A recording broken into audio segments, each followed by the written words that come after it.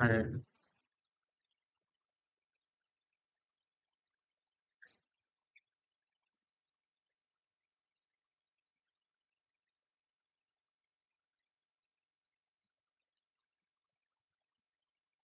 الو. الو الو الو. آره. آره.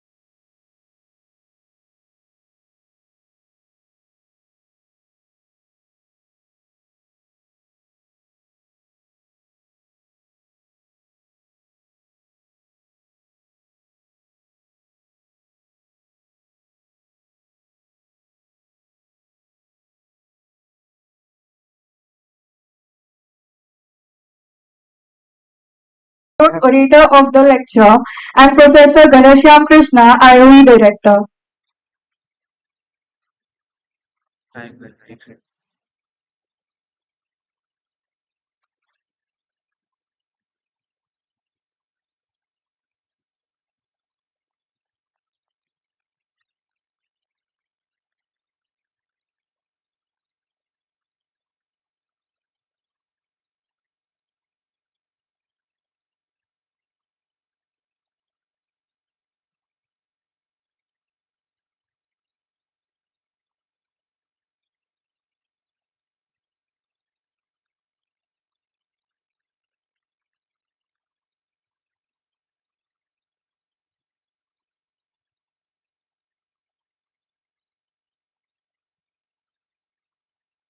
We will now proceed with the lighting of the lamp ceremony.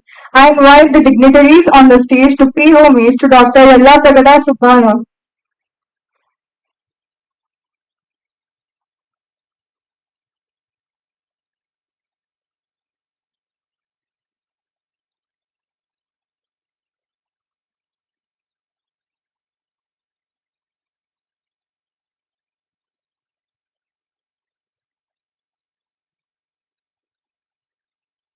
Orator of the lecture, and Professor Ganesham Krishna, IOE Director.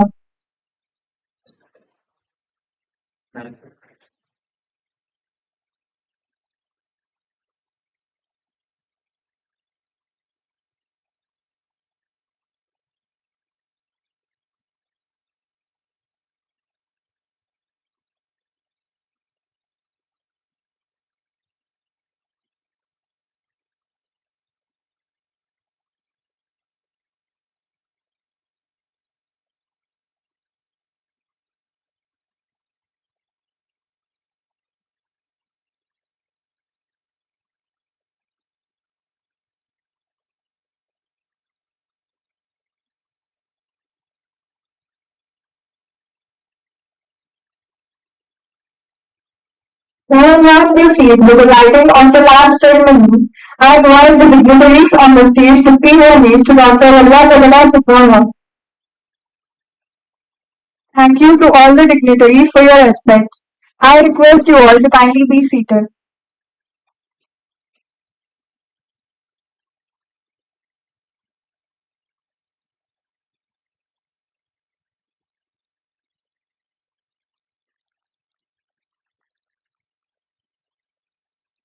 Orator of the lecture, and Professor Ganesham Krishna, IOE Director.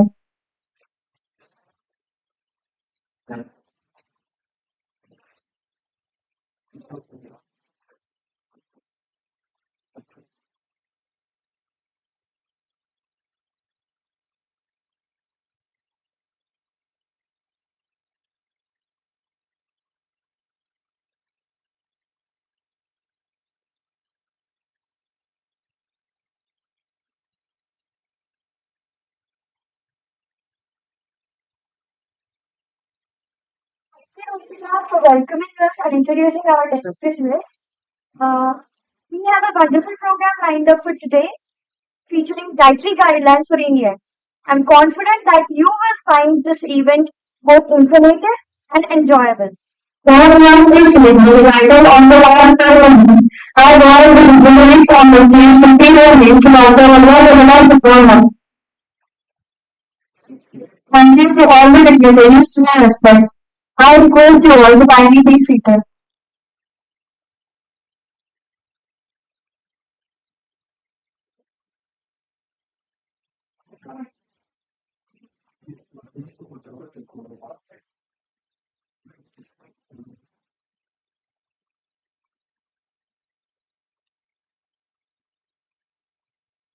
Now, without further ado, let's begin.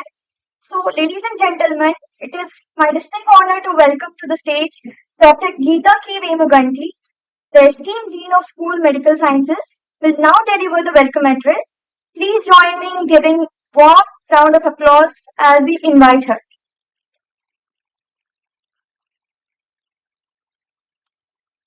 Good afternoon, everyone. Thank you, Rushita and Prasanna.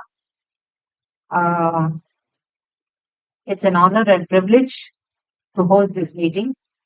Initially, just to give you a background, Dr. YSR Yellapragada Subba Memorial was initially held at School of Life Sciences. And after the school started I think in 2003 or so, Life Sciences had started this oration. And subsequently, when the School of Medical Sciences started taking momentum 2008, and the faculty joined in 2010. So in 2011, we were requested to take over because the contribution of Dr. YSR is to translation research, and they thought it is befitting that the School of Medical Sciences hosts this. And since then, we have been religiously doing this. And those of you who are from the school, you know that the School of Medical Sciences is a young budding school. And we have few courses on public health, Masters of Public Health. We have an integrated program in optometry, and both undergraduate, postgraduate, and PhD program, the only institute in the country which has all three programs of optometry. And then we have very active two centers, Center for Neural and Cognitive Sciences, which has again a master's program, and a Center for Psychology, which has a master's program, integrated program, and PhD program. So it looks as if we are diverse, but we have the common interests of the health of the population. And that's our common goal. Both the communicable diseases, non-communicable diseases, which has a master's program, integrated program, and PhD program, and psychology. So it looks as if we are diverse, but we have the common interests of the health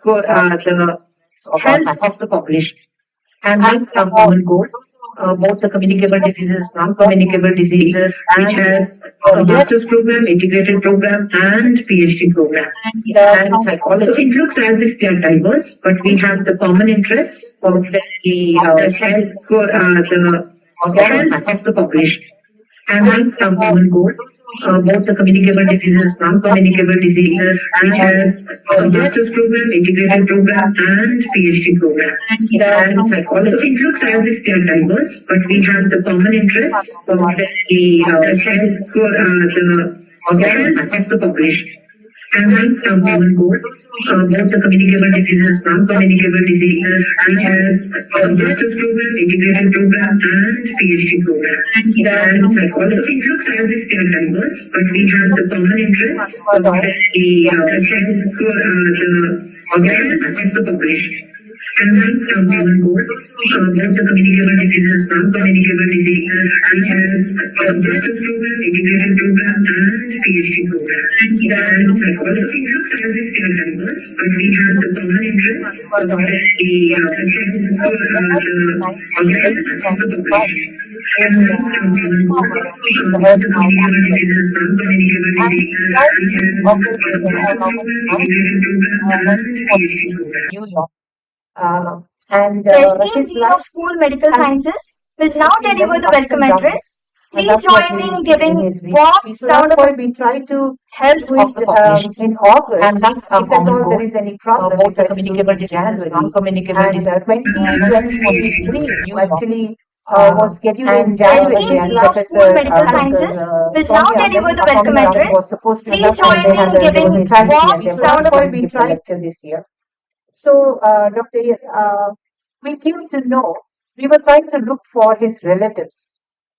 At least we can express our gratitude indirectly to his family. And we came to know that Dr. M.V. Surekha, from a scientist at NIN, is distantly related.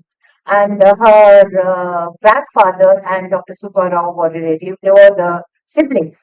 And the survivors of Dr. Subba Rao's brothers, the three generations are still there. And we got in touch with Dr. Subba, a scientist at NIN, is distantly related, whose grandson and her grandfather and Dr. Subba Rao were related. They were the siblings. And the survivors of coming here, Dr. Subba Rao's they were delighted that the three generations are still there. And we got in touch with Dr. Subba, a scientist at NIN, is distantly related, whose the old Madras presidency as grandson and her grandfather, and they joined. They got now it was West Godavari.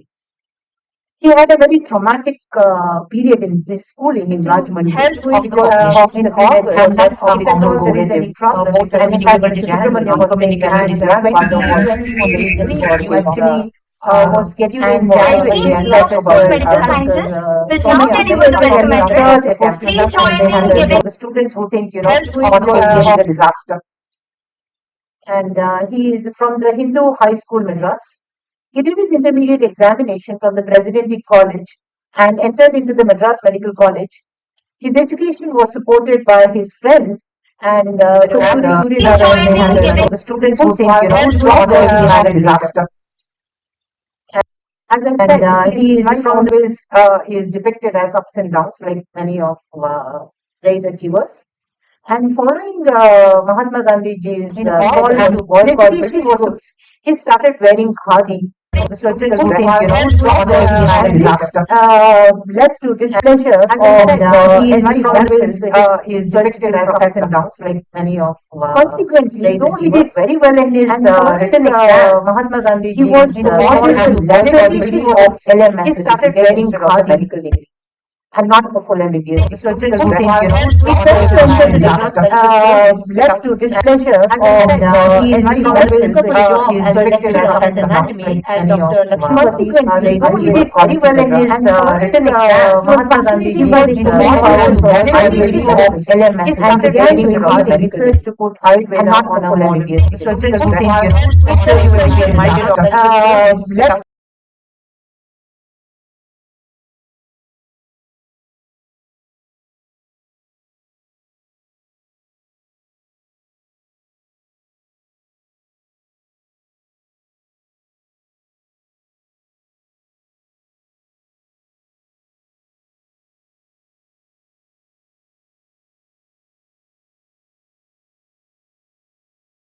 He arrived in Boston on 26 October 1922. His career in US was much more promising. He had a diploma from the Harvard Medical School, then joined Harvard as a junior faculty member. With Cyrus Fiske, I'm sure many of you are familiar with this name, he developed the method for estimating of phosphorus in body fluids and tissue, and it is the most popular method. Discovered the role of phosphocreatine and ATP in muscular activity, which earned him an entry into biochemistry. Biochemistry textbooks in 1930, he obtained his PhD. Look at the tragedy. He didn't get his medicine. He got a lower degree, and there he goes to US, and that's a land of opportunities, as they call. He got his PhD the same year. He joined Lederle Labs, a division of American Cyanide, now a division of White, which is owned by Pfizer, after he was denied a regular faculty position at Harvard. At Lederle, he developed a method to synthesize folic acid, vitamin B9, based on work by Lucy Wills to isolate folic acid as a protective agent against anemia. With Dr. Sidney Farber, he developed the important anti-cancer methotrexate, one of the very first cancer drugs. Methotrexate now not only just for cancer, it's for many it's also used as immune modulating drugs in diseases like psoriasis now. Other discoveries of Dr. Subba include hydrazone. Again, for our country, it's very, very important for filariasis, now a WHO approved drug. He helped Benjamin Duggar in 1945 on his discovery of the world's first tetracycline, that is the aureomycin, with the help of soil brought from the World War II soldiers. A fungus was, the most prominent name of his esteem in the fungus which was named after him, that is Subromyces splendens in his honor by American Cyanamide. It's always projected as delayed or denied recognition whenever we talk about Dr. Subbarao. In fact, one of our seminar halls is named after Dr. YSR in our university. Fading memory, obscured by the achievements of others, and his failure to promote his own interests are believed to be some of the reasons why he did not get the due recognition. lack of efforts to protect his IPR. Somebody was just recently concluded meeting.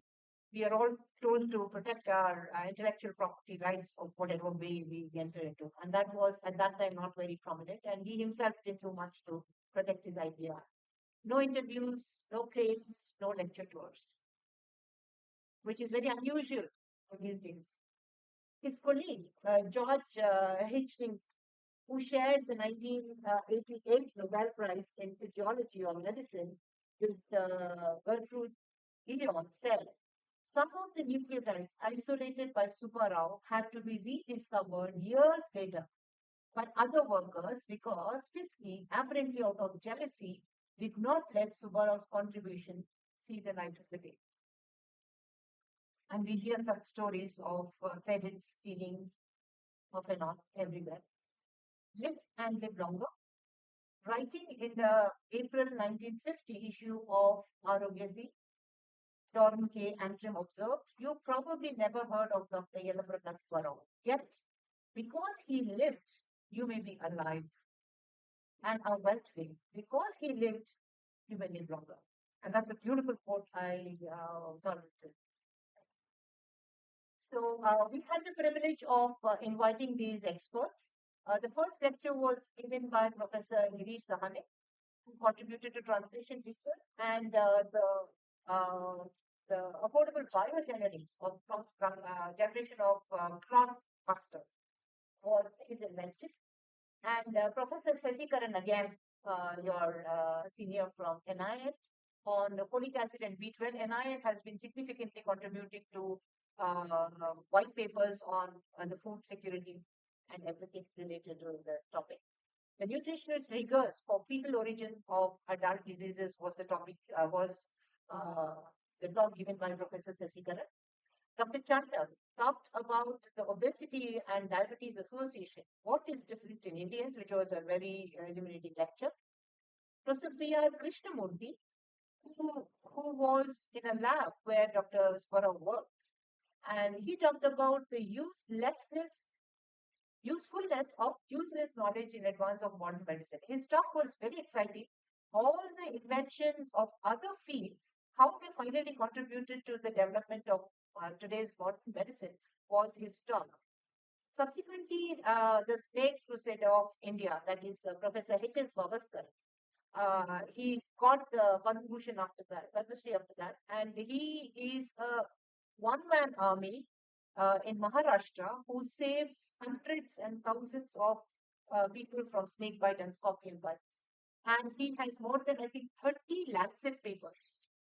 And Professor Anurag Krupar from St. John's talked about the physiology of the vitamins and role of minor nutrients. 20th last speaker was Professor Priya Abraham on COVID pandemic.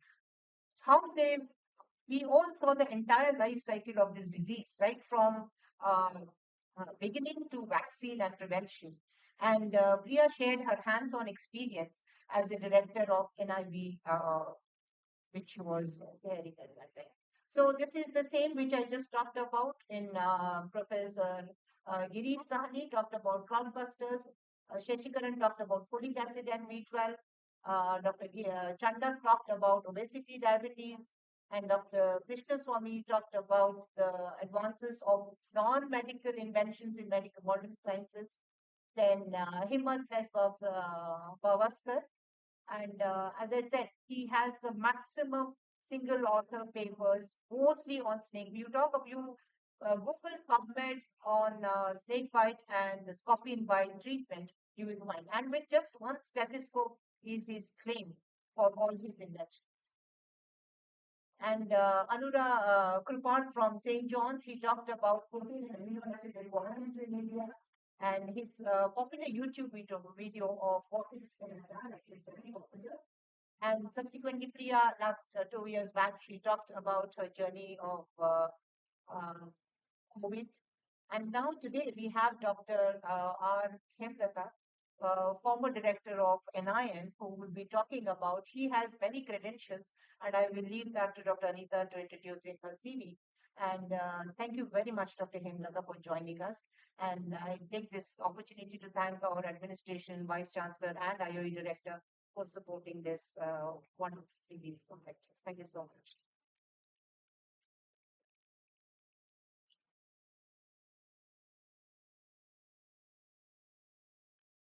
Thank you very much, ma'am, for your inspiring and insightful welcome address. Now it is my pleasure to invite Professor M. Ganesham Krishna, IOE Director, to deliver the inaugural note.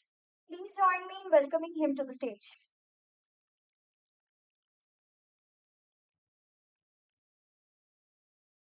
Good afternoon, everyone. On behalf of the Vice Chancellor, Senior Rao, it's my pleasure to welcome Dr. Hemlatha to the university. I thank accepting the university's invitation to deliver this Dr. Yellapragada Subba lecture. We are very grateful to you for coming here and spending time to that. And the idea of the lecture, looking at the life of Dr. Subba, very clear that the struggles that he went through,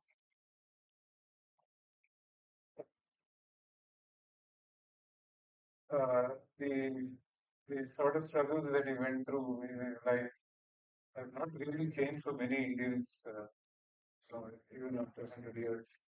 And but it is an inspirational life, and I think, especially for youngsters, it is important to get motivated by such, great people and learn from their lives. The institution of evidence is a particularly happy phase in the university's existence. We are now in the golden jubilee of the university, uh, and this particular year it is actually very nice that uh, we are able to organize these kinds of lectures and uh, financially support people, eminent people like Dr. Hemlatha, come and talk to our youngsters, our students, the faculty, and you know, the students get exposure to such high quality talks. And I think the talk today on dietary guidelines is particularly important for me because I don't follow any diet. I have a constant problem at home, saying that I'm not eating anything. So I would like to listen to you and see what I should follow and what I'm not following, and see whether I can actually put it into practice. But jokes apart, I think diet and nutrition are is an important aspect of economic and sustainable development of this country. There are many articles that keep coming that nutrition is one of the biggest problems of this country, and nutritional food is not accessible to many people. So I think this particular lecture is also very important. Uh, Indians have kinds of dietary restrictions for reasons that are not related to health, and one of the reasons for not being very, I think, not being very nutritional in general is because we have so many restrictions around our traditions and such kinds of things. So I will only uh, conclude by saying that we are very happy that you come. It is a very important topic of personal interest to me. So I would like to listen to you rather than have people listen to me. I welcome you again and thank you for being here. Thank you all for being here. Thank you.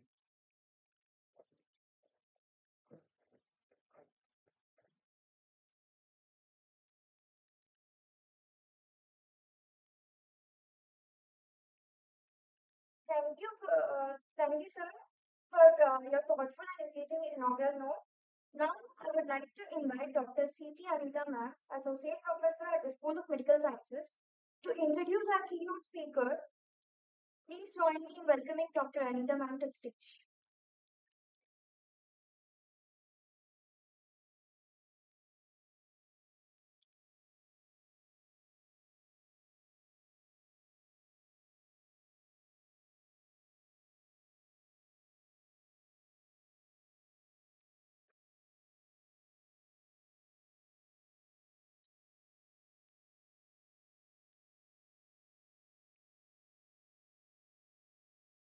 Good afternoon, everyone. It is indeed a great honor and privilege to introduce Dr. Hemlatha, the former director of ICMR National Institute of Nutrition and Health. She is a distinguished medical researcher in the field of nutrition and health who specializes in maternal and child health and, of course, dairy nutrition. Dr. Hemlatha obtained MBBS and MD degree from Gandhi Medical College, Hyderabad, and she eventually joined ICMR's NIN as a nutrition scientist, subsequently going on to lead and head the esteemed institute. She is renowned for formulating the Mind Plate for the Day guidelines, which is tailored to 200 kilocalories of energy intake, and she has played a very pivotal role in establishing the nutrient requirement, such as the estimated average requirements and the dietary allowance, which is recommended for individuals. She recently led the development of food-based dietary guidelines for Indians, which includes practical advice on nutrition and also to promote the population's health. Dr. Hemalatha's extensive clinical and fundamental research has had a profound impact on public health nutrition policies, including fortification, food labeling, and nutrition supplementation programs in India. Her contributions and remarkable leadership have shaped the landscape of nutrition science in India. Through her expertise, she played a pivotal role as an expert member of the National Food Security Act, and she was part of that committee, significantly contributing to the nutritional standards under Schedule II of the National Food Security Act. She has been involved in the development of e-learning modules on the subject, and also she has developed visual tools for Mind Plate for the Day, and these have been very instrumental in promoting nutrition awareness among the masses. Her achievements include being honored as the Fellow of the National Academy of Medical Sciences, a Fellow of the International Union of Nutrition Sciences, and the Telangana Academy of Sciences. She received the prestigious Lifetime Achievement Award from the Federation of Asian Nutrition Sciences. Ms. Hemlatha has an impressive academic record with several publications in national and international journals, several important book chapters to her credit, and is one of the leading voices in the field of public health medicine. We extend our deepest regard and appreciation for Dr. Hemalatha's lifelong achievement and dedication to improving nutrition and public health policies in the country. We are indeed privileged to have her with us today, and it's our privilege to listen to her sharing her insights on the dietary guidelines for the Indian population. Thank you.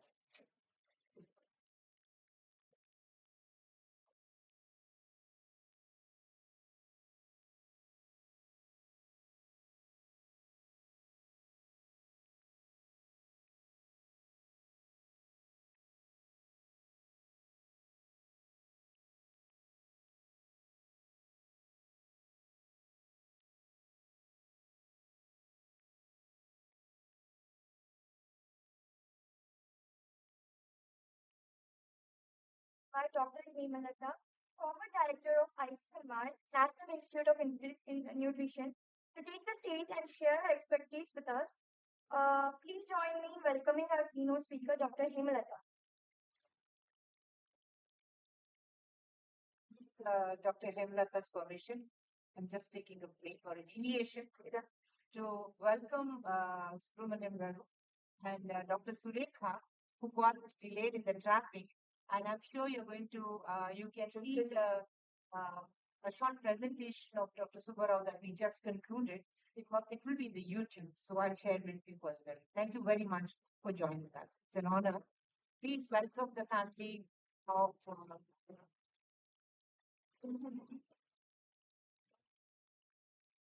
yeah. So, thank you very much, sir.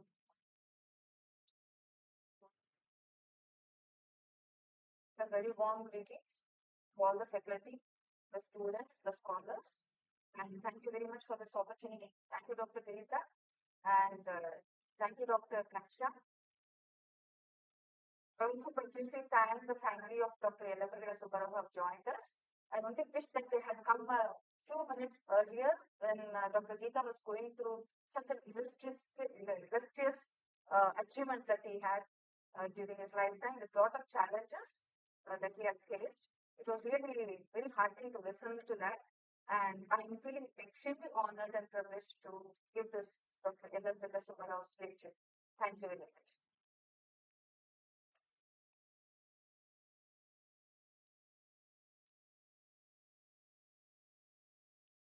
So the first slide.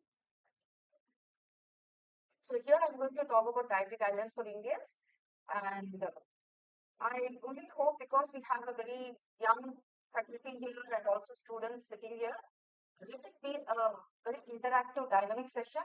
Instead of just me going on with the lecture, you can stop me at any moment and ask questions if you have any doubts. So to start with, this dietary guidelines for Indians was developed by a team of scientists from NIN, and also we had roped in experts from different parts of the country. And the work went on for 3 to 4 years with more than 50 meetings, physical meetings and online meetings. And there was a thorough review of this guideline by various experts from throughout the country. And then it got released on 8th May by our Director General and Secretary, DHR, Department of Health Research. NIN comes under Indian Council of Medical Research. So here,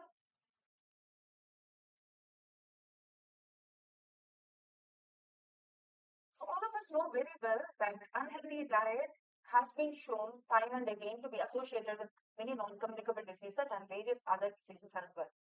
So presence of clear association although has been shown between unhealthy diets and diseases, that the diets and health is a complex association. For that, different dietary guidelines have been released throughout the world, and these help common people to understand what foods to be taken and what proportions of those foods to be taken to prevent non-communicable diseases and other diseases, and also to promote health.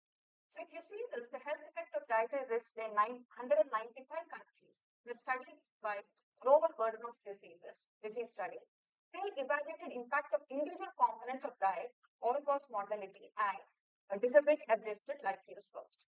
So what we found was low diet intake, whole grains was a leading dietary risk factor for death and diabetes. And 2/3 of diet-related diaries to low intake of fruits and vegetables, and sodium ran first for mortality. Also, they found higher risk of injury with all processed foodstuffs and low risk of injuries with wholesome foods like nuts, seeds, milk, seafoods, etc. This is a global burden study results. And here, the first point to be noted is whole grains is important, also appropriate amount of vegetable intake. What we see in India is non-communicable disease accounts for an estimated 62% of all deaths. And diabetes had the highest increase in disease burden at 18% from 1990 to 2016, with the highest in ischemic heart disease at 34%. India saw a dramatic decrease in disease burden at 36% from 1990 to 2017. However, in the disease risks, the non-communicable diseases, particularly diabetes and ischemic heart disease, have increased in the last several decades. And also interesting to note is the CNS study showed even children had abnormal values of one or two health risk factors, health biomarkers. Also, it's not that only overweight obese children had these biomarkers, abnormal biomarkers, but also apparently normally nourished children have abnormal values of biomarkers. And overweight or obese children had some micronutrient deficiencies. So in fact, if we take a prevalence of indicators, health risk indicators, more than 50% of children, more than 50% of adults have abnormal values. So if you see the consumption of various food groups among adults in urban and rural India, what do you note here? Apparently it looks normal. Even you might be eating similar kind of plate at home. What does it suggest is, basically we get our calories primarily from refined grains, highly refined grains. And the vegetable intake is quite low than what is being suggested. And increasing intake of processed food like chips, beverages, chocolates, and bakery items. While rural side also there is increasing intake of processed food. Urban side it is much more. So what we see here is the refined grain contributes to up to 60 to 70% of calories. it's not moving. Yeah. So what India eats is calories are primarily from refined carbs. No intake of pulses, legumes, vegetables, fruits, nuts, oil, seeds. No intake of curd, fermented milk. Lack of dietary diversity, and even among infant and young children, the diets are poor. Even the NFHS 5 data show 90% of children have diets that are not diverse enough. So the impact of unhealthy diets begins in fetal life. As a child, I used to hear, once you stop growing linearly, you should be careful about that. But new science, the science has evolved a lot in the last 1 or 2 decades, and now it says even during fetal life, your diet plays a very important. So it begins in fetal life and continues in old age. Chronic disease that we see, like diabetes and hypertension in adulthood, reflects actually the cumulative effect of unhealthy dietary practices that we follow right from fetal age, infancy to old age. So the goals of dietary guidelines is to provide evidence-based recommendations on healthy and nutritionally adequate diet that promotes growth and development, and not only growth and development, but also disease prevention rather than disease treatment. And it also provides important inputs for policy approach in nutrition and health for the government. So the first one was released in 1998 and the later one 2011, and now we have released the 2024 dietary guidelines for Indians based on more recent data. Why we had to release this is the last 10 years, 10-15 years, lots of developments have happened in wholesome food and relationship between diet and communicable chronic diseases and non-communicable chronic diseases have been shown. So we had in 2017 we released a wonderful book called Indian Food Composition Table, which has 160 macronutrients compiled in one book from 560 foodstuffs collected across India from different corners of India, including rural and tribal regions. So it's a very valuable data that we had on hand. Otherwise, we used to have old data, and the dietary guidelines are based on those old data available in bits and pieces here and there. But this one had a very comprehensive and the study, all the and these are chemically tested nutrient composition of different foods under one umbrella in NI. This is a nice book that we had with latest information, and the other one is nutrient requirements for Indians with recommended dietary allowances and estimated average requirements that got released in 2020, which not only has recommended dietary allowances, but it also has newer metrics for nutrient requirements called estimated average requirements. Globally now, people are moving from RDA to estimated average requirements, which makes more sense when we formulate balanced diet, etc. So based on these two data and also based on many meta-analysis and research reviews existing globally as well as within India, taking into consideration all the science that is related to food, nutrition, and health, we have compiled this dietary guidance for Indians and released it. So let us go through. I won't be taking you through all the 17 guidelines that are there in this book, but I will touch upon all the important aspects, the Bible, the principle of dietary guidelines for Indians based on what we are suggesting, this and this and this. And I will hover more on the macronutrients intake and what mistakes that we make and where corrections can be made. So compared to the earlier one, 2011, important aspects that are being covered, that are covered in 2024 is concepts of HFSS food, high fat, sugar, salt food has been included, and the cereal pulse ratio has been improved to 3:1. Earlier it was just 10:1. What does it mean? 10 part cereal, 1 part pulse. Now we have improved it to 3 part cereal, 1 part pulse, and it makes a lot of difference coming to diabetes and then many other related diseases like cardiovascular diseases. Then we also have this categorization of foods based on processing as well as SFSS foods with clear-cut cutoffs. We have introduced this. I mean, we work very hard to come up with appropriate cutoffs. Then introduce the concept of my plate for the day, and also have added 2 new guidelines on protein and food labeling, because food labeling reading, the food labeling knowledge is quite poor in India. We have introduced that, and protein also it has become a mania in, not only in India, across the world. An obsession is there for food. So this also has been introduced. So the baseline for the basic principle on which we have developed the guidance, the balanced diet across all life stages, has been based on this plate. And if you carefully see that half of the plate is occupied by vegetables and 1/4 of the plate is occupied by cereals, and the rest of the thing has been devoted to pulses, beans, and nuts and oilseeds.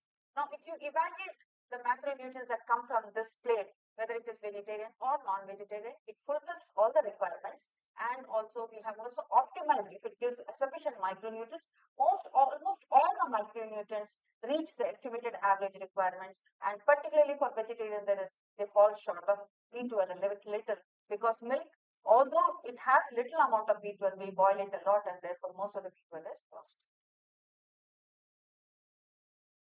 Here, this is the principle, dietary guidelines for Indians. There are 7 principles here. So 3:1, as I have already mentioned, cereal carbs ratio. Why this is important is, it improves your intake of beans and peas. It limits refined carb intake, and the calories from carbs is limited to 55%, and it improves your essential, and at least 50% of total cereals should be taken as whole grain. This emphasis has been made clearly and loudly in the guideline. And inclusion of 20 to 40 gram nuts and oilseeds depending on the calorie intake. This is especially to meet the essential fatty acid requirement. Your essential fatty acid doesn't come from the cooking oil that we use largely at home, but it comes from nuts and oilseeds. And at least 400 grams vegetables, 100 gram whole, 300 ml milk, and adequate water. At least I'm saying 400 gram vegetables is the minimum that one might require. If you increase, you will have better health benefits.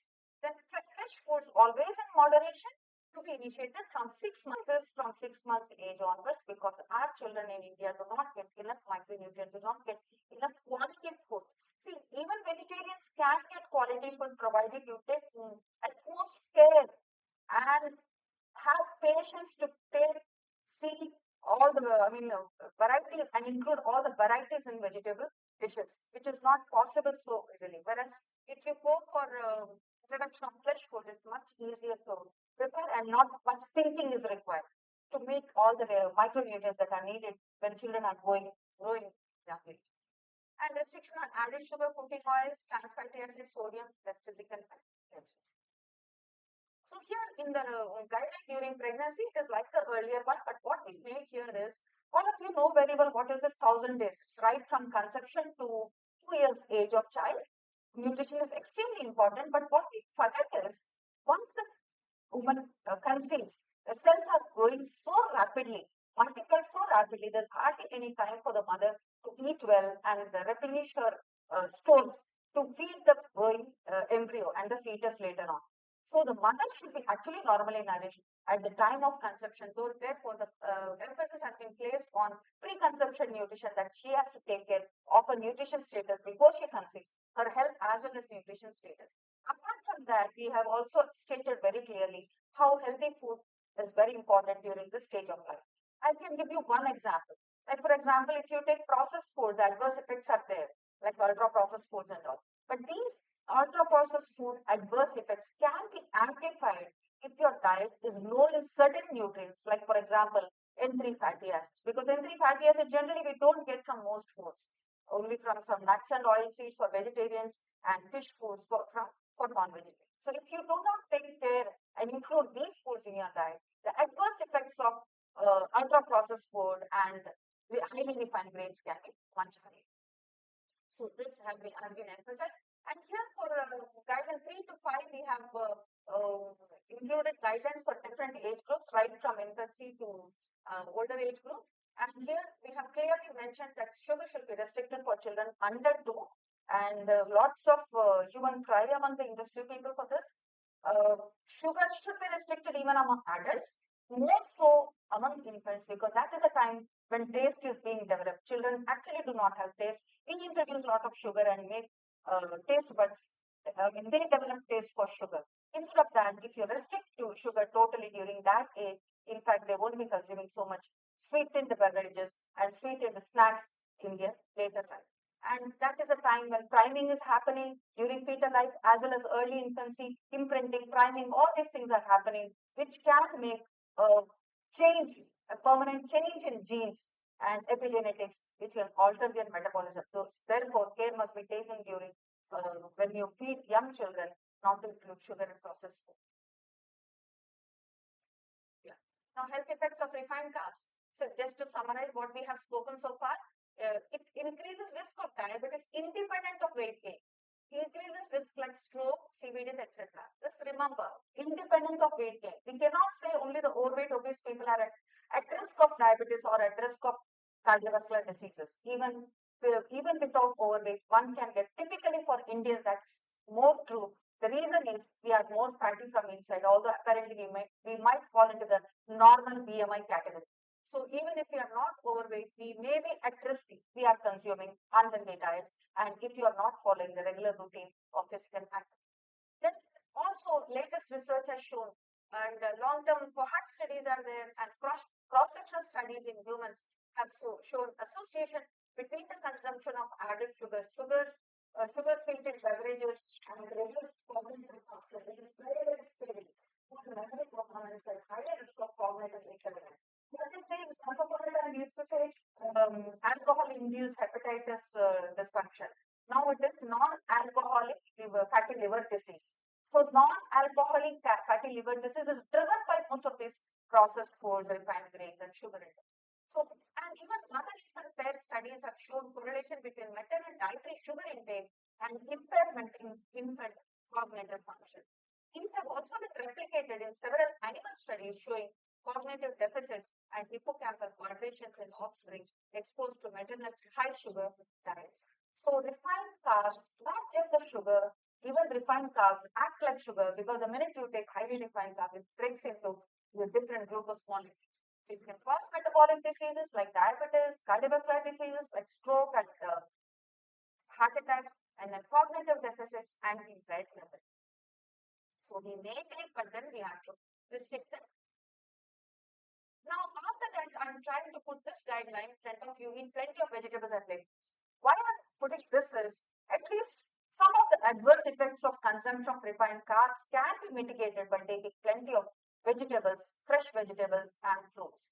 So here to achieve consumption of at least 400 grams of vegetables, we have placed some tricks like how you can improve your intake of vegetables, then what should be preferred and what should not be preferred, and all the sugarcane. Many people ask whether sugarcane can be taken. Anything you can take, but sugarcane, lots of sugar is there, then therefore restriction is important, although it comes naturally.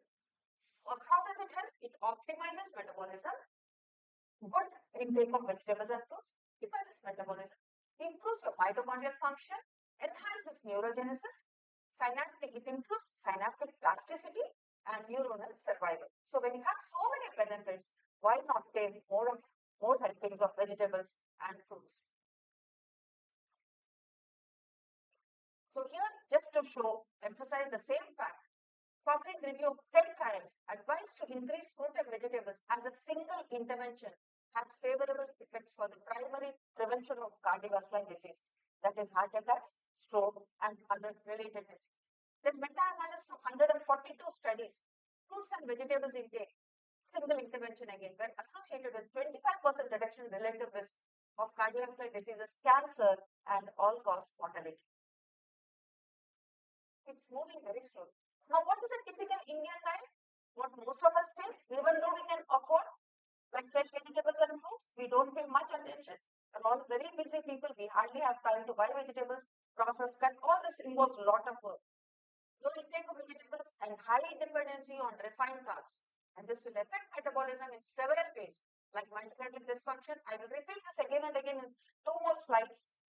To drive this fact, decreased fat oxidation, insulin resistance in liver, insulin resistance in muscle, and ectopic fat storage, insulin resistance even in brain, which can affect your cognition and memory. So here the guideline on carbohydrates and restriction on sugar. It says total calories from complex carbs should be restricted to 50 to 55%. Added sugar should be less than 5%, that is 25 grams sugar for an adult consuming 2000 kilocalories. Then alternatives can be fresh lime water, lime juice, chia or basil seeds soaked in water, buttermilk, tender coconut. At least my age group, I still remember as a child when we grew up, we used to have for snacks boiled chickpeas, lobias, very freshly prepared ones, and for beverages, nice lime water, buttermilk and all natural ones, fresh and wholesome. Now we hardly see these things because we have readily available all processed foodstuffs at right next to door and also available at a very cheap price. Sweets, homemade or otherwise, should be restricted. Encourage reading of food labels and artificial sweeteners also to be restricted. So here coming to guideline 7, it's very interesting. All the WHO says, all of us know very well, even you might be aware, that 30% of calories of our total calories should come from 30% of our total calories should come from. See how many macronutrients are there? There are 3 macronutrients. Okay, carbs, protein, fat. So 50 to 55% energy can come from complex carbs. Now 30% we leave for fat, and the rest of 15, less than 20 is better, up to 50 protein. So when you look at it carefully, 30% is what do we think? Generally we think cooking oils can give us 30% energy, but that is not true. Why? Because most of our cooking oils contain N6-PUFA, and you increase the intake of N6-PUFA, your requirement for N3 increases. Why?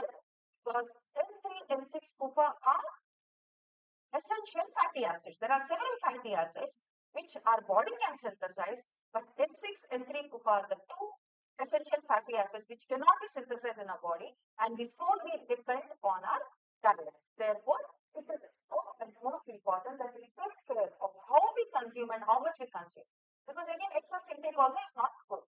So when we take lots of cooking oils, when you go to restaurants and all, even at home, we put a lot of oil in our cooking dishes and take lots of N3, N6-PUFA. And what's happening? Your N3-PUFA is depleted. Your N3-PUFA requirement increases. Now, how do you get your N3-PUFA? You must use little bit of soybean oil, 7% only. Mustard oil, again, it is very, the smell you won't tolerate. You have to go for nuts. Again, nuts, hardly any nuts, like flax seeds. What are the ones? Can you name? Chia seeds, walnuts, again, very expensive one. But for non-vegetarians, of course, at least 200 grams of fish intake per day. That too fatty fish again should have, it should be marine fish. Fatty fish can supply N3 fatty acids, as well as its N3 fatty acids is only a precursor. But the other ones, the DHA, EPA, and all can come from fatty fish. So when you cannot get this essential fatty acid, that is N3 fatty acids, from dietary source, it is also better to restrict N6 fatty acids. N6 fatty acid is available in all vegetables, vegetables, cereals, pulses that we take, and N3 is limited to certain foods. So if you take wholesome diet, you restrict the N6 cooking oils coming from N6. You have you promote your health. So that way we have made a lot of emphasis on how they can carefully choose their foods and how to restrict the oils. So estimated, here I have shown the requirement of N6, N3 is actually very little. For a 2000 kilocalories diet, it's hardly 6.6 grams, which you can easily achieve by all the rice and the pulses that you eat. And N3 is only 1.2% energy. That is only 2.2 grams for a 2000 kilocalories diet. It will be much lesser for an individual who is taking only 1500 kilocalories per day. So cooking oil must be restricted to meet adequacy in linoleic acid, that is omega-3 or N3 fatty acid, essential fatty acid. And I have given the foods that are rich, some source of N3-PUFA is available. Then, of course, trans fatty acid should be restricted to less than 1% of total energy, because it has no nutritive value, but it has got adverse or ill health effects. Now, coming to guideline 8, proteins. Again, protein mania, all of you know very well. Many youngsters sitting here also must be consuming a lot of protein shakes and then protein extracts, protein powders, and when they go to gym, they think that unless they take protein, they cannot build muscle. What is important is, please remember, unless you work hard, unless you give work to the muscle will not build. You have to take protein, but then physical activity is extremely important. Another important thing is, just taking pure protein is not going to be utilized by the body appropriately. So adequate non-protein energy from carbs and fat is also essential for dietary amino acids to be utilized. It has been shown scientifically, and it is also included in nutrient requirements for Indians. I've given like how it gets converted. Then the PE ratio, then protein quality. The cereal pulse milk diet has a PD gas of 86%. If you add a little wheat to it, it goes up to 90-95% as well. So PD gas also has been calculated and regular physical activity is required to maintain muscle mass, and which is very, very poor. More than 50% of people in India, adults as well as children, because they are focused so much on studies, they hardly have any physical activity. And without physical activity, it is very difficult to maintain your muscle mass, even the existing muscle mass. Even the bone mass gets depleted if you do not follow the regular physical routine. So here again, I want to emphasize the fact that our body does not require too much protein. Even in 1960s itself, studies conducted in NIN showed correlation between protein intake and hepatoma. Rats, when fed with high protein diet, they developed liver cancer, liver hepatoma. Then there was also some review shown by Armstrong and Dall. Per capita intake of animal protein to be directly correlated with mortality from intestinal and other cancers in 28 countries. And also now, evidence is building up and showing that plasma levels of what is BCAA? Branched chain amino acids. Milk also has branched chain amino acids, but that is wholesome diet. So plasma levels of BCAA are positively correlated with insulin resistance and obesity in humans.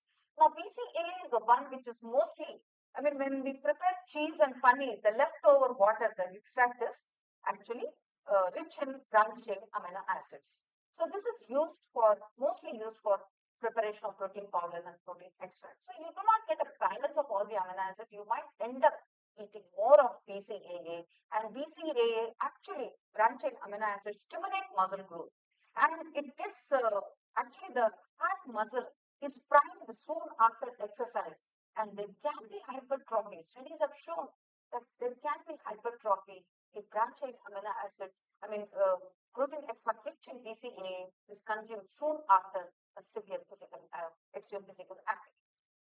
So low protein diets are associated with reduced mortality in humans and promote metabolic health and extended lifespan in older time. I'm saying low protein actually. Optimal protein intake is good for health. Don't go overboard. That's what I'm trying to say. It is like one. Yeah. Just like we see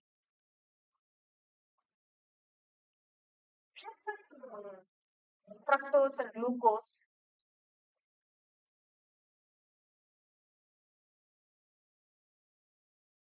Glucose corrected.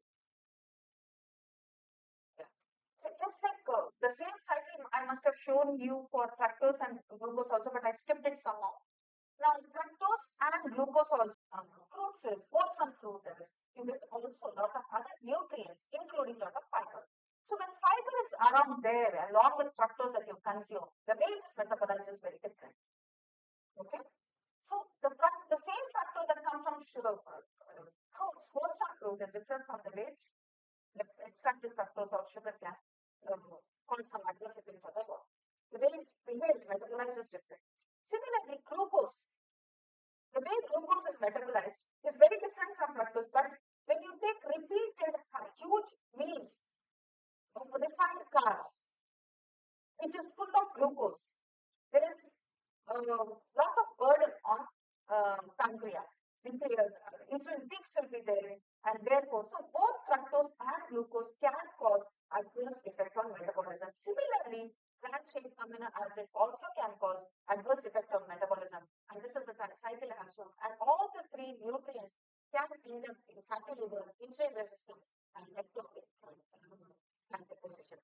And most of you must be aware, if you take a scan, abdominal scan of apparently normal people sitting here, 50% or 40% will end up with the results will show fatty liver at this early stage. So fatty liver is quite common in India, even among children and among apparently normal adults. It is being observed, and the reason for this is again unhealthy dietary practices and low physical activity. So guidelines.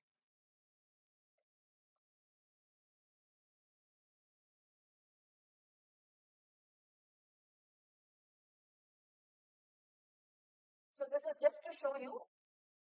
Look at the physical activity on the left side. Sedentary, moderate or heavy. 65 kg body weight. Sedentary, moderate or heavy for women and men. 55 kg body weight. The estimated average requirement is only 0.66. So regardless of your physical activity, regardless of your gender, the requirement of protein is 0.66 grams per kg body weight per day. And the recommended dietary allowance, that is RDA, is 0.83 grams per kg body weight per day. So even if your heavy physical, your physical activity is heavy, your requirement is only that much. But your intake of calories will increase. That way your protein intake will also automatically increase. But per kg body weight, it remains the same. So here guideline 9, we have shown small how you can swap unhealthy with healthy. I mean, high calorie diet with low calorie diet on the top left side, and here high calorie snack with low calorie, put some nuts and seeds, and how sweets can also be swapped. Unhealthy sweets, which are made up of highly refined grains and sugar, with wholesome grains may be made at home, and also beverages, unhealthy beverages can be swapped with healthy beverages. So other guidelines from 11 to 14 run through salt restriction, clean and safe food cooking methods, utensils, adequate water. And guideline 15 is very important, and we get a lot of queries and RTAs on this, like because we went ahead and boldly categorize food into process based on level of processing. Level of processing exactly. It is level of nutrients that are retained while processing. So group A is a wholesome food. Group B is moderately modified, which again is not very unhealthy, can be taken. Group A and Group B fall into the healthy category, but Group C falls into that category, which is highly processed, which actually is depleted of fiber and most of the macronutrients. So we have shown that 50 to the processing can deplete the foods up to 50 to 90% of nutrients can be lost. So again, within Group A, Group B, and Group C, we have categorized foods into 3 categories. That is based on the level of fat and sugar. The first one is, with recommended levels, WHO and globally recommended, as well as dietary guidelines for India's recommendation. B2 is slightly higher level of fat and sugar, and B3 is very high level of fat and sugar. So if this guideline is followed, and if we have food labeling based on this kind of cutoff, it will be easy for common man to understand. Not only common man, even for dietitians and nutritionists, it will be easy to understand with healthier options. So again, these are the cutoffs that we have used for liquids and solid foods. The calories 250 and how much sugar and salt should go into it to call it healthy, and beyond which it can be categorized as slightly over with fat and salt, and sugar, and very much high fat salt. So guidelines 17 reads about information on food labeling. This is also very widely read and also appreciated. But good information is there, and we have also costed the 2000 kilocal diet for one individual. If you buy, following the balance diet that we have suggested, it costs nearly 2,000 rupees for one individual. That is for 2,000 kilograms. Then 2,300 for non-vegetarians and 2,000 for vegetarian.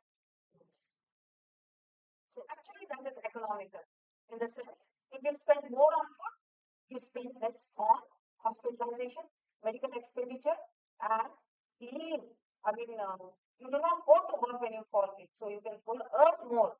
Studies are there to show that when you are healthy, you earn better because you do not fall ill often.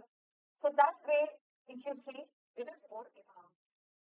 Dietary guidelines play a crucial role in shaping public health outcomes and individual well-being in several ways. These are not very important if you just want to understand. I can stop here, but this is just to say how useful the dietary guidelines.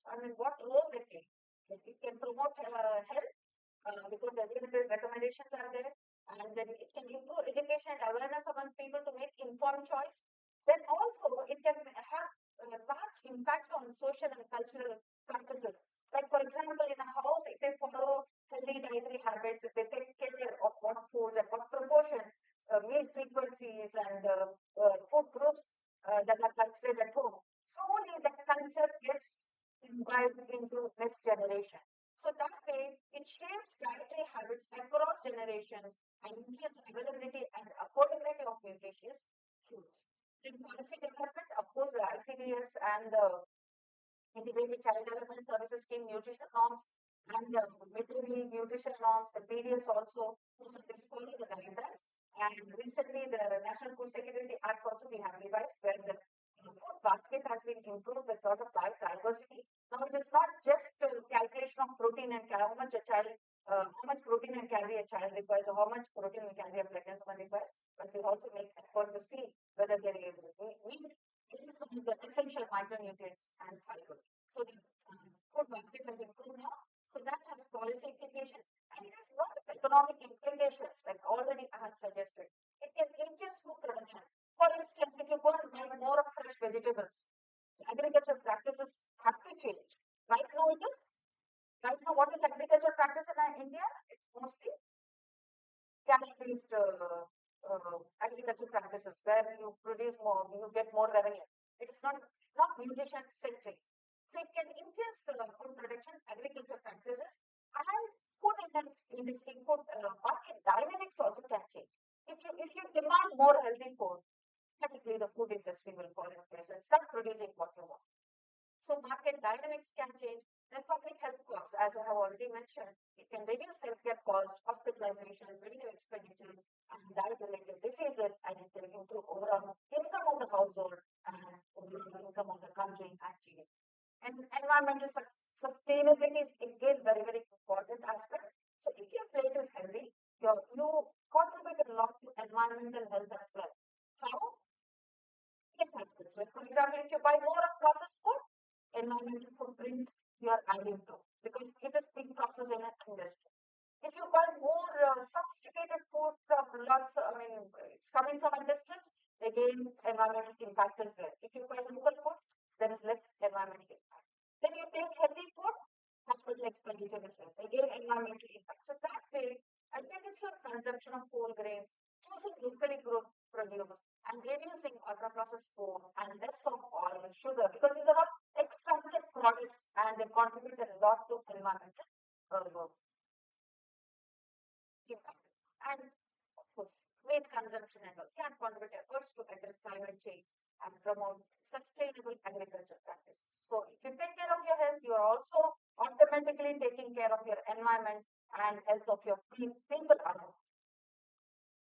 Then, all this is for how you can advocate this healthy food, incentivizing, supporting local and sustainable food system, basket, data collection, analysis, and show the policymakers like what impact it makes. So these are the policy reforms to improve nutrition and health in India. This is the group that worked on the Dietary Guidelines for India for several years, and then during the COVID, we started because of COVID, we had to shift our attention from Dietary Guidelines to all the COVID-related issues. We also, from NIN, contributed a lot. Even Dr. Surekha sitting here, we contributed a lot to COVID issues, and then for the attention shifted. So it took more time, and after COVID, successfully completed. Continues. So I'm open to take any questions.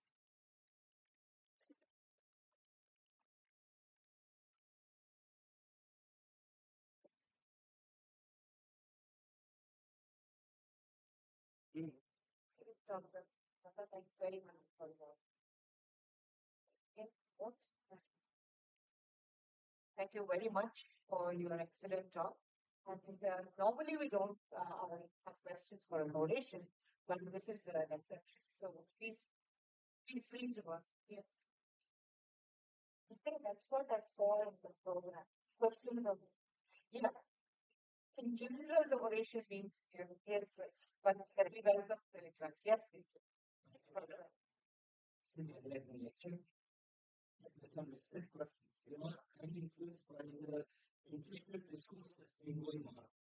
And when we go to some students, I am an economist, and also close and the kind of analytics that's going on. And one way to eat fruits and vegetables, each food and each vegetable today is being said that bananas that are using ripening agents, you don't use watermelon, they are putting up injections. You don't take any vegetable or any fruit there, the processing is being done by some chemical effect. Dietary guidelines for Indians we have developed, keeping in mind that what we procure from the market as wholesome is really wholesome. And this ripening agents and all, what they use, the fruits and vegetable markets, if it is regulated, we have to follow the Food Safety Standard Authority of India. And there are clear guidelines stipulated by the Food Safety Standard Authority, FSSAI, if it falls within that level, definitely it is not harmful. And so whatever fruits and vegetables that you buy, you have to wash them thoroughly to remove all the bugs and the pesticides that are there on them. But if people inject something inside that, then it is not within the guideline. It is within the scope of the FSSI, and there are detailed guidelines and all. I mean, the problem in India is most of the conflicts again not within the regulatory work compliance. So we might face that situation. No, that's very true. You open a pomegranate and you will see color oozing out. When you watch some green stuff, you will find the green color in water. The grapes, in fact, everyone is scared of offering grapes because of the extremely high amount of pesticides that is adherent to grapes, and it is very difficult. Grapes have very high notorious for resistance. So we probably come up with solutions to how to wash and how to undo the damage done by that is given in the guideline. Thank you so much. Good evening. It was a very informative talk. So I have two questions. They are very general questions. So the first question is, what is your comment on impact of globalization on Indian nutrition? So we see people consuming exotic fruits or vegetables, like how they call them these days.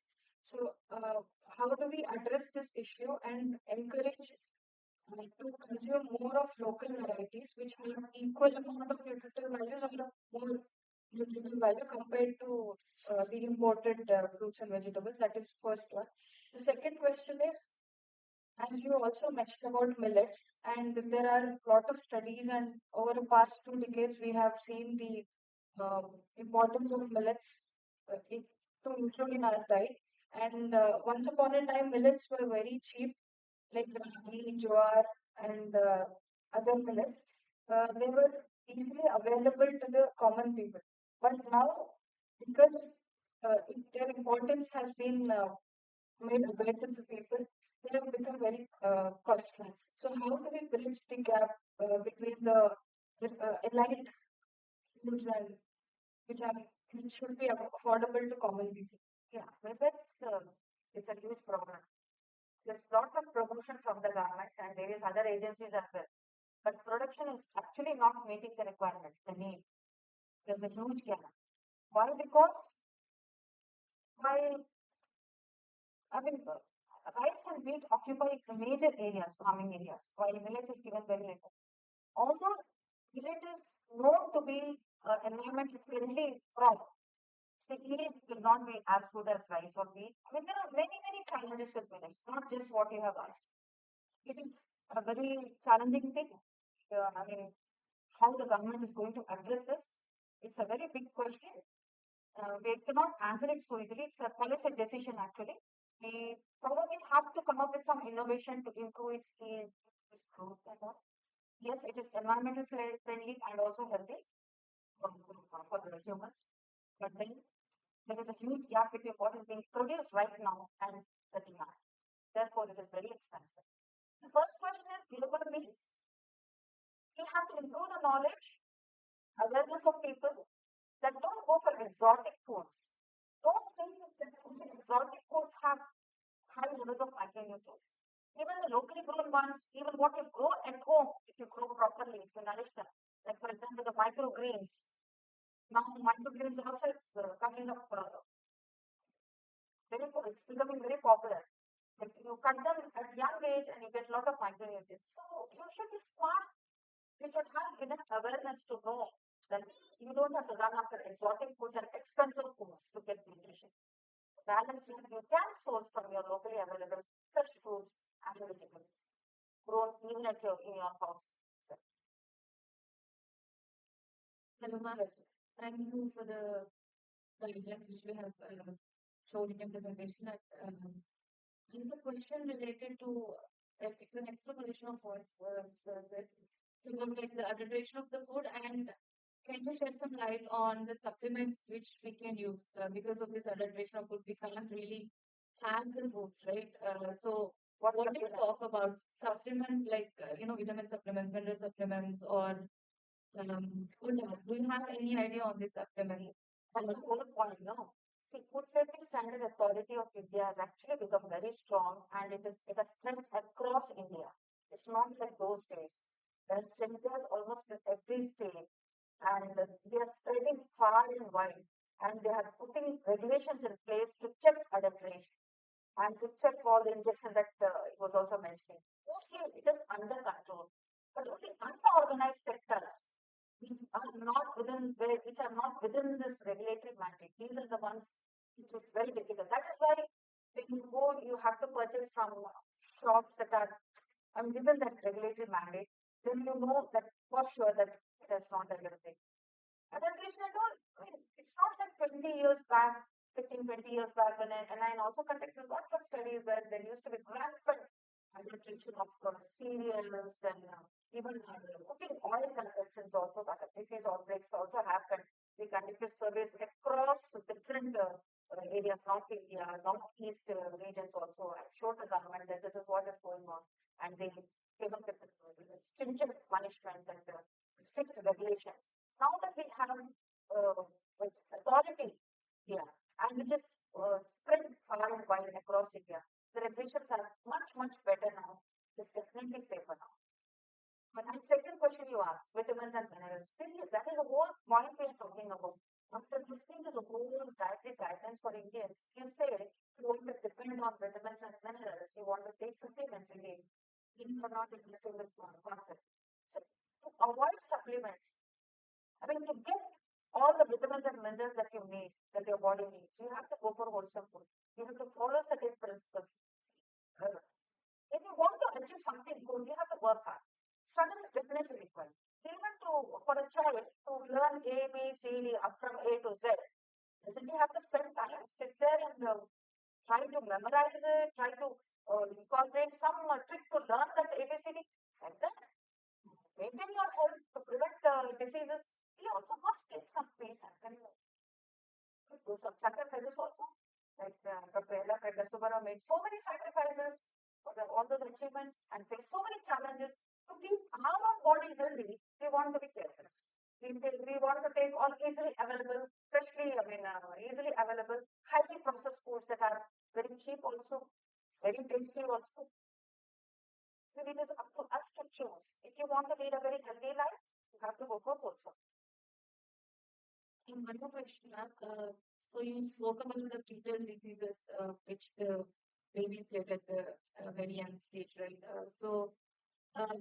Is it also, apart from poor diet, is it also because of the microbiota which the child is getting from the mother? So how can we actually get No, diet itself can induce dysbiosis, not only from the mother. Unhealthy food itself, like too much of sugar, sweetened beverages, highly processed products, will have a different kind of microbiota compared to wholesome food. Got my point? So even unhealthy food can cause dysbiosis, again, which all the diseases that we were talking about, besides the increased risk of developing those diseases. But healthy foods prevent those because they have a lot of fiber, non-starch polysaccharides, and also many micronutrients which prevent adverse effects.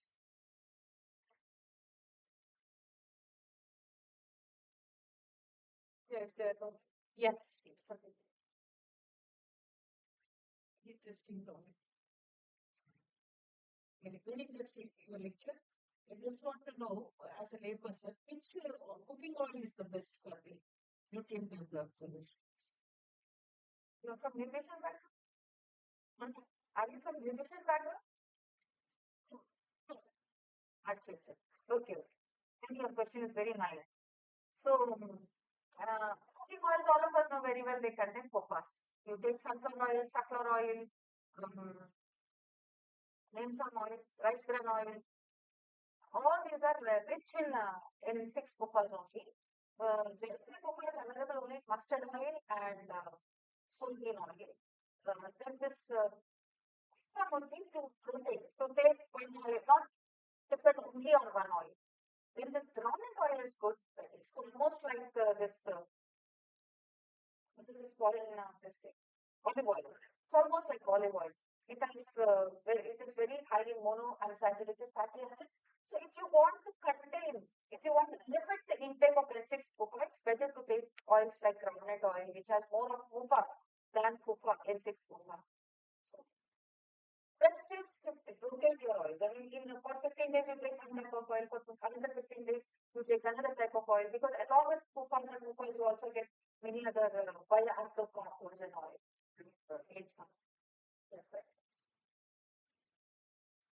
Best is to limit. See, 20-25 grams for 2000 kilocalories. You must be consuming hardly 1200 to 1500 kilocalories for our height, weight, and physical activity. We generally consume hardly 1400 or 1500 kilocalories per day. So it is not even 25 grams, it's less than that. So just a few spoons of oil. But we generally consume much more than that.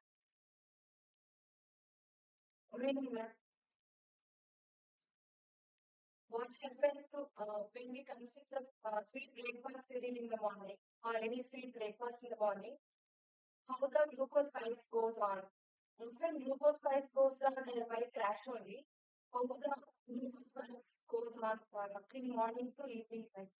See, if you take just one high glycemic index, high glycemic load food, just one meal, that's a small one. You don't have to worry much.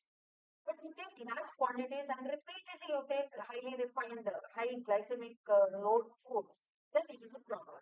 What happens is after 3 to 4 hours, after high glycemic load food, body is depleted of sugar because of several adverse effects on the metabolism. So you feel hungry, although your body has a lot of food inside. There is a lot of energy inside, but because there is no glucagon, there is more of insulin. The insulin is an anabolic hormone. What does it do? It pushes all the energy into cells to make fat. So you feel more hungry. So the problem with taking highly refined product in huge quantities and repeat the same thing is you feel more hungry, although you don't require. And you become more fat. You deposit more fat in the liver as well as in the peritoneum, that is abdominal fat. So these are two major problems. And because of this, it is a vicious cycle. So the risk of type 2 diabetes, cardiovascular diseases increase. So the problem with the refined foods is that, I mean, your metabolism goes soaring. And we hardly realize that because apparently it doesn't look so. We all we live normal life, carrying that abnormal metabolism inside. Then it shows up one day in the form of type 2 diabetes or in the form of heart attack or stroke. And these are just few examples that I'm giving, but there are also many other diseases that can. I mean, there are recently, 2024, one huge review came, which showed 32 diseases to be associated with the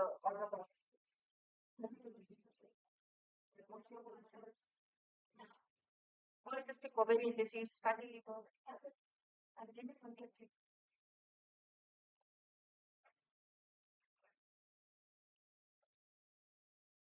Thank you very much. What is the numerics?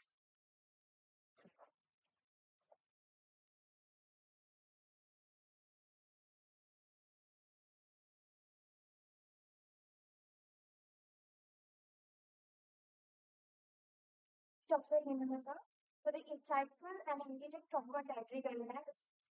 Your expertise and the practical advice you shared have much to think about and implement in our daily lives. Thank you. We truly are grateful for your time and sharing your knowledge with us today. Let's give Dr. Hemlatha another round of applause, please. I would now like to invite Dr. Geeta K. Vemarganti, Dean School of Medical Sciences, present certificate of appreciation to Dr. Hemlatha, former Director, ICMR National Institute of Nutrition.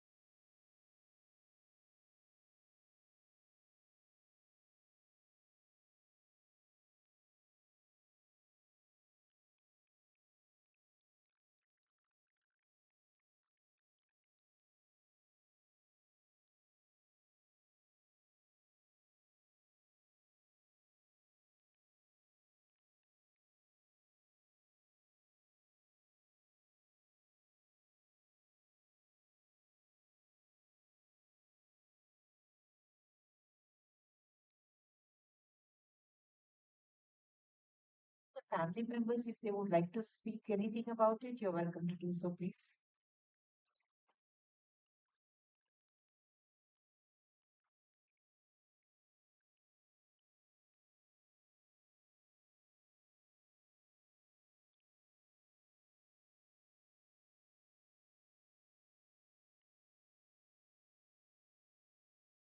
Honorable Chief Guest Dr. Hemlatha ji and Madam Geeta ji and distinguished guests.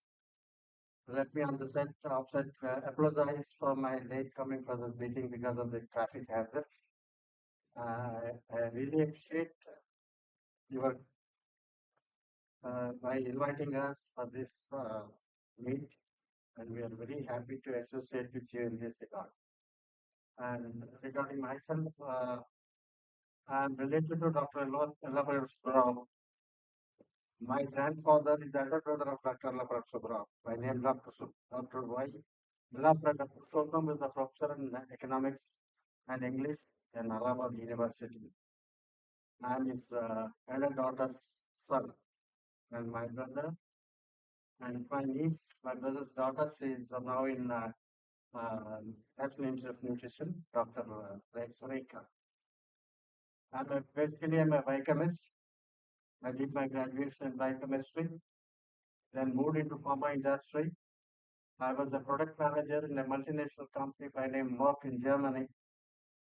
And as I've been hearing Dr. Hemlatha's lecture about nutrition and other things, I remember in which I worked. We were pioneers in manufacturing vitamins like vitamin A, B, B6, B12, and other vitamins in this company. And I would like to share a small anecdote which I heard from my managing director, Dr. John in Germany. They said these multivitamins nowadays is a fashion for everybody to take as a supplement for nutrition, multivitamins. These synthetic vitamins are no way matched to the natural nutrients. As you all know, the natural nutrients are exceptional to the body, not than these things. These things are natural, recommended only for the people whose metabolic activity is very low, convalescing patients, old age people, where they cannot assimilate the natural nutrients, these supplements are required. Hence, please don't recommend for healthy people these synthetic vitamins, even though I work for the company. Now, later I did my post-graduation in pollution management from Cambridge University, affiliated to Pune University. I'm a consultant in pollution management. I'm associated with Hussain Sagar project from last 10 years. I've been into pollution process on the right track. And I'm very proud to be associated with Dr. Subba. He was inspiration to most of us. And I appreciate your university and your faculty, especially for promoting his achievements and bringing it to the people. Thank you. Thank you again, once again, for inviting me to you all.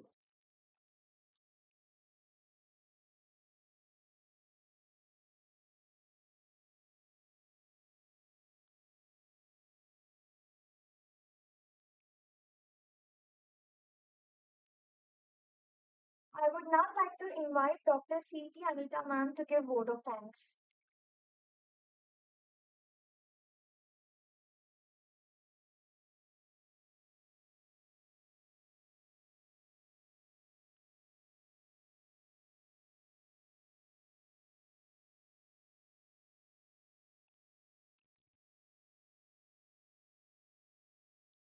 Thank you, Dr. Hemalatha.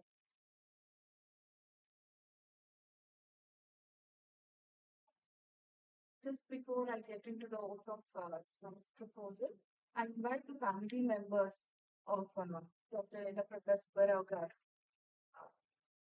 Okay. Please give a hand. If it was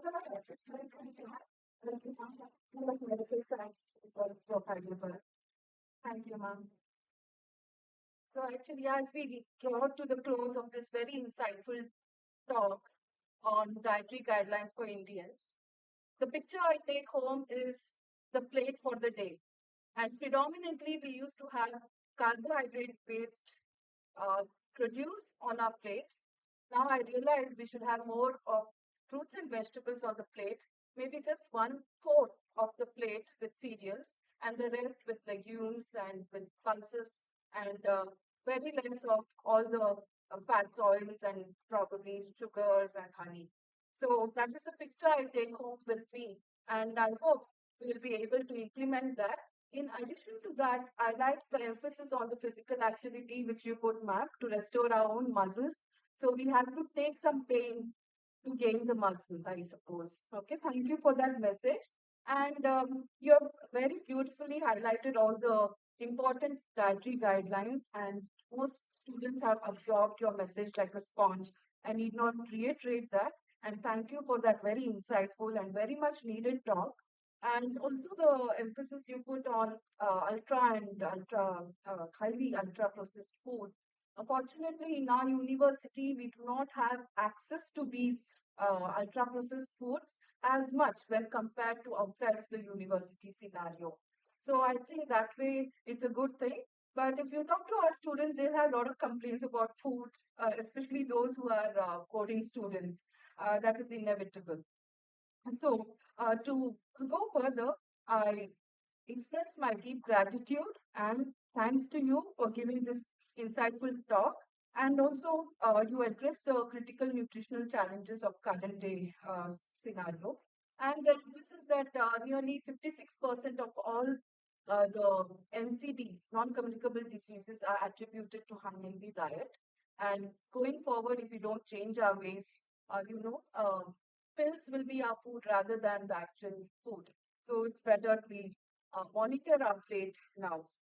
And I'm very grateful to Professor Vijay Rao Garu in his absentia. He is someone who always encourages us to organize events, and this certainly is one of the things which he definitely would have missed. But I know his support and encouragement is always present. I thank the director of Institute of Eminence, Professor Ghanshyam Krishna Garu, for his gracious present and for also welcoming the speaker of the day. And this memorial lecture would not have been possible without the enthusiasm and the encouragement and the support given by Dean, Senior Professor Geeta Venuganti Garu. And I thank you for that, ma'am. I hope we will take forward this legacy in several years to come. I also thank the family members of Dr. Y.S. Y. Yellapragada Subba Garu for having come wading through the traffic of Hyderabad, which is not at all easy. And your presence has made a lot of difference. And I know for a fact that Dr. Geeta has been wanting to have this for several years, but it's made possible only this year. So thank you for that. And I extend my special thanks to Senior Professor Anand Kundavi Garu, who helped with the venue for today's talk. And my thanks also goes to the office staff of at the VC's office for helping organize this, and then the staff of School of Medical Sciences and the staff of this auditorium in supporting this event.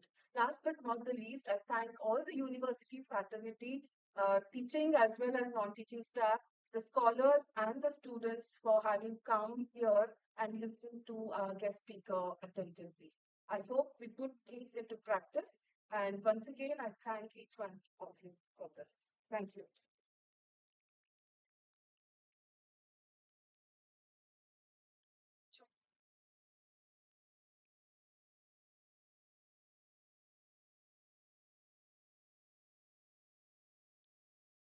Thank you so much, everyone, for joining us today. And a special thanks goes to the dear family members of Yellapragada Subba Garu for coming here and making this event successful. I request everyone to join us for a group photo and followed by high tea.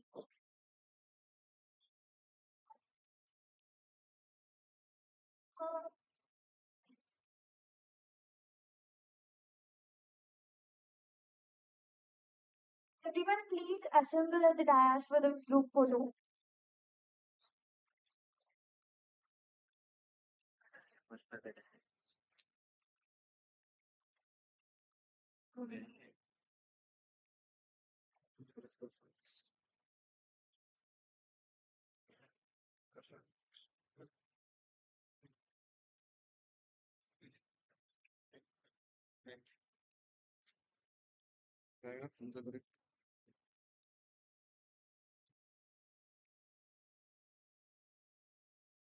Everybody, please.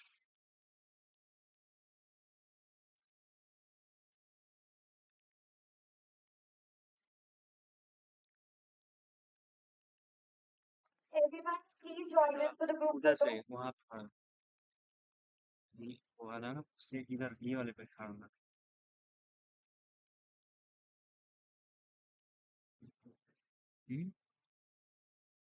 Tell them तो वो ऐसे थोड़ा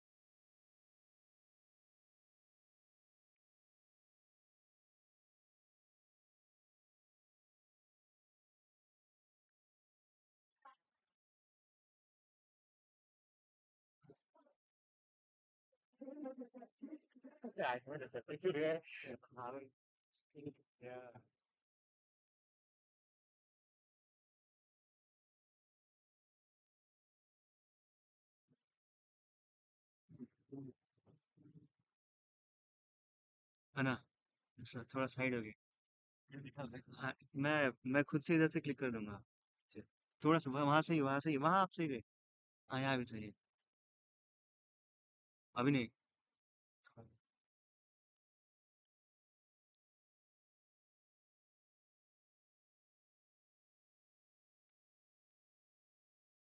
हाँ सही है